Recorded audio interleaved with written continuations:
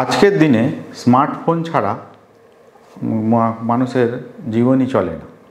তো এই মোবাইল কিন্তু আজ থেকে বিগত 20-25 বছর আগেকার কথা বলছি, এরম নর্মাল কিন্তু এরম ধরনের ছিল না।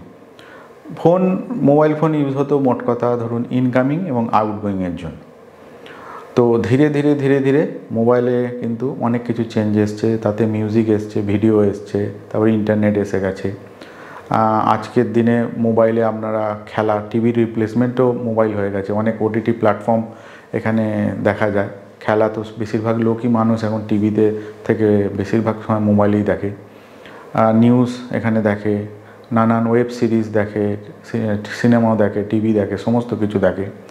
ইভেন মোবাইল থেকে খাবারও অর্ডার দেওয়া যাচ্ছে, ইমেল চেক করা যাচ্ছে, ভিডিও কলিং করা যাচ্ছে, হোয়াটসঅ্যাপ, ফেসবুক হেন তেন তো আছে। তো মূল কথা বক্তব্য যেটা যদি বলতে চাই, মোবাইল এত বছরে অনেকটা আপগ্রেড হয়ে গেছে, অনেক দূর এগিয়ে গেছে মোবাইল। আজকের দিনে উইদাউট মোবাইল একটা মানুষ ভাবতেই পারে না যে মোবাইল ছাড়া আমি থাকবো কীভাবে।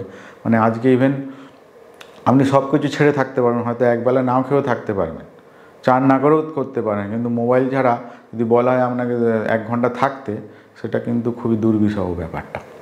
তো কিন্তু সেটা কেন, ব্যাপারটা হচ্ছে মোবাইল নিজেকে প্রচুর আপগ্রেড করে ফেলেছে। উইদাউট ওইটা ছাড়া আপনার হবে না। যেরকম ব্যাঙ্কিংয়ের কাজও অর্ধেক অ্যাপসের মাধ্যমে, ইচ অ্যান্ড এভরিথিং কাজও অনেকটাই পেমেন্ট করা হোক কি যে কোনো টাইপের কাজ, ব্যাঙ্কিং স্টেটমেন্ট লোড করা হোক, এটিএম কার্ড অর্ডার দেওয়া হোক, যাই হোক সেটাও মোবাইলেই হয়ে যাচ্ছে আস্তে আস্তে।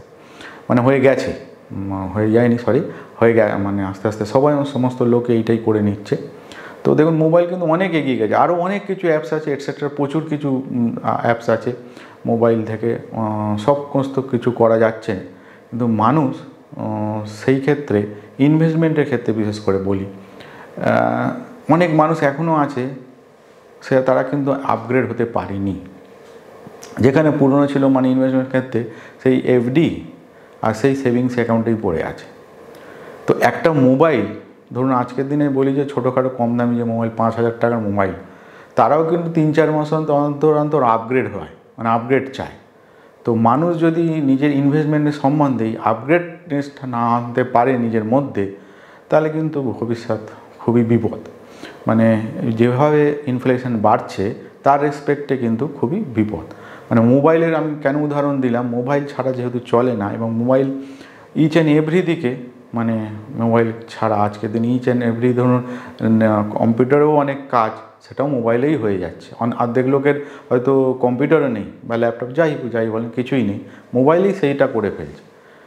তার মোবাইল কোথা থেকে কোথায় আপগ্রেড হয়ে গেল। তো মানুষ কিন্তু যদি সেই পুরনো পন্থা ধরে ইনভেস্টমেন্ট ব্যাপারে পড়ে থাকে, তাহলে খুব মুশকিল। মানুষকে আমি বলতে চাইছি যে কিছু না হোক, মোবাইলের মতো অতটা আপগ্রেড না হলেও কিছুটা হলেও আপগ্রেড হোক, যাতে তার ফিউচারটাকে সেই ইনভেস্টমেন্টের মাধ্যমে সিকিওর করতে পারে। সুরজিৎ নেগির এই ভিডিওটা আশা করি ভালো লেগেছে। এরকম আরও ভিডিও দেখতে হলে ইউটিউবে সেই চ্যানেলটিকে সাবস্ক্রাইব, তার সাথে লাইক, কমেন্ট, শেয়ার করে যাবেন।